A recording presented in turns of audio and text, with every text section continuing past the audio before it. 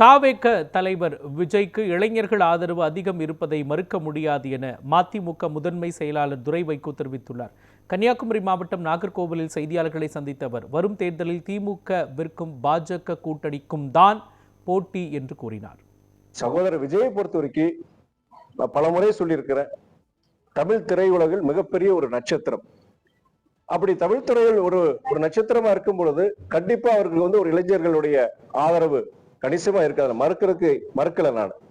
அதே வேளையில் இன்னைக்கு ஒரு அரசியல் கட்சியை தொடங்கி இன்னைக்கு வருகின்ற சட்டமன்ற தேர்தல் அவர் ஒரு அணியா போட்டியிட போறார்.